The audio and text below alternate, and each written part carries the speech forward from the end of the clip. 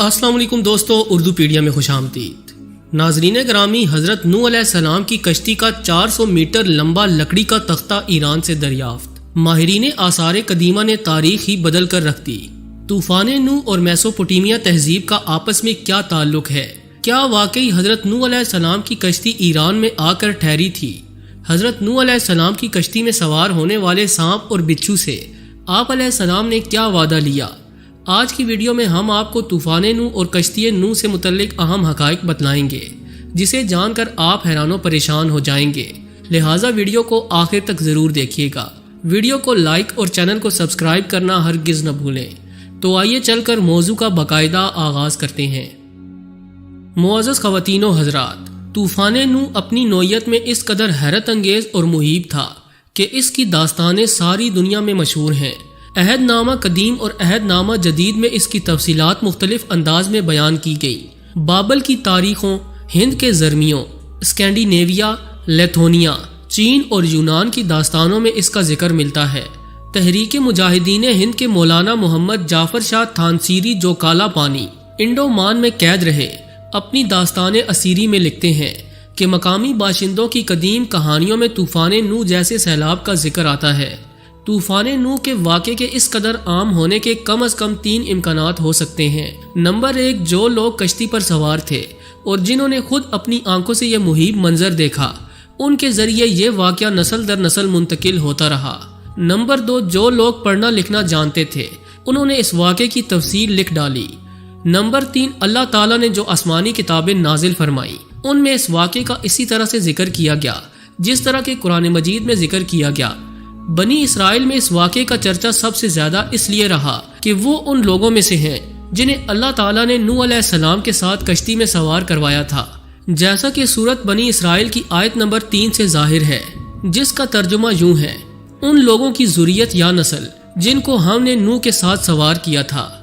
नाज़रीन, कुरान करीम में तूफान नूह का वाक़या किसी दास्तान या तारीख के तौर पर बयान नहीं किया गया, बल्कि इबरत और नसीहत के लिए बयान किया गया और ये बताया गया कि जब कोई कौम अल्लाह से सरकशी करने लगती है, अल्लाह के अहकामात को तस्लीम नहीं करती, अल्लाह की बागी हो जाती है और इन पर मुसलसल नसीहत का कोई असर नहीं होता, अल्लाह के रसूल को झुठलाती है और अल्लाह के रसूल का मजाक उड़ाती है, तो उसका क्या हशर हो सकता है। और इस किस्म के अंजाम से दो चार करने के लिए अल्लाह ताला को कोई मेहनत भी नहीं करनी पड़ती, बस एक हुक्म कुन से सब कुछ हो जाता है।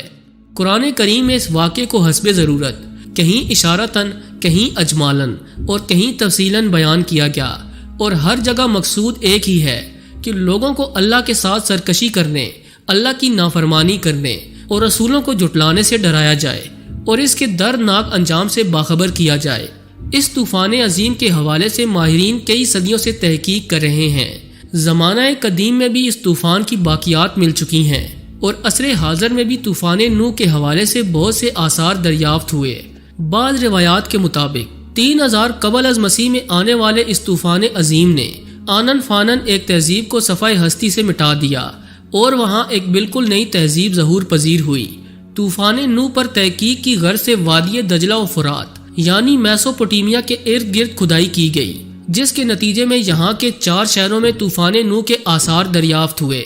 इन शहरों के नाम ये हैं, उर, इरक, किश और शुरूपिक। इन शहरों में होने वाली खुदाइयों से जाहिर होता है कि ये शहर 3000 साल कबल अज़ मसीह के लगभग तूफान की जद में आए थे।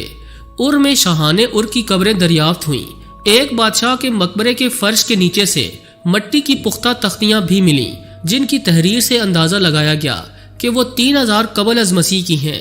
शुरूपिक शहर में भी होने वाली खुदाइयों से 3000 कबल अज़ मसीह के दौरान आने वाले होलनाक सैलाब के आसार मिले। सैलाब से मुतासरा हालिया दरियाफ्त शुदा शहर इरक है, जो शुरूपिक के जनूब में वाक़े है। यहाँ भी सैलाबी मट्टी की तह मौजूद है, जिसका ताल्लुक 3000 कबल अज़ मसीह के दौर से है। नाज़रीन ग्रामी, हाल ही में माहिरीन आर्कियोलॉजिस्ट ने यह दावा भी किया कि हज़रत नूह अलैहिस्सलाम की कश्ती ईरान की एक पहाड़ी पर आकर ठहरी थी। हज़रत नूह अलैहिस्सलाम की कश्ती को दुनिया की पहली कश्ती भी कहा जाता है और इस कश्ती से मुतल्लिक अहम दावे वक्तन फवक्तन सामने आते रहते हैं।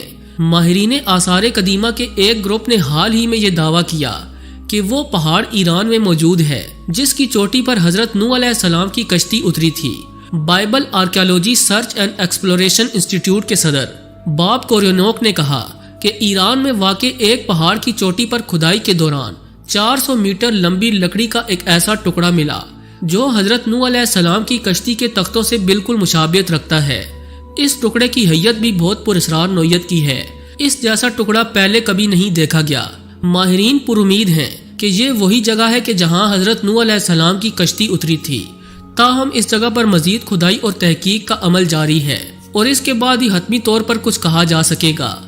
دوسری جانب کچھ ماہرین کا یہ بھی خیال ہے کہ طوفان نوح کے زمانے کے تعلق سے بہت زیادہ غلط فہمیاں پائی جاتی ہیں اور اس غلط فہمی کی بنیادی وجہ حضرت آدم علیہ السلام سے حضرت نوح علیہ السلام اور حضرت نوح علیہ السلام سے حضرت ابراہیم علیہ السلام کے سلسلہ نسب کا تعین ہے۔ مشہور زمانہ کتاب بائبل، قرآن اور سائنس کے مصنف مورس بوکیل نے بائبل کے حوالے سے اپنی اس کتاب میں ایک چارٹ پیش کیا جس میں اس سلسلہ نسب کے ساتھ ساتھ ہر ایک کی حضرت آدم علیہ السلام کی پیدائش کے حوالے سے سن پیدائش، عمر اور سن وفات درج ہے۔ اس چارٹ کے مطابق حضرت نوح علیہ السلام حضرت آدم علیہ السلام کی پیدائش کے 1056ویں سال پیدا ہوئے۔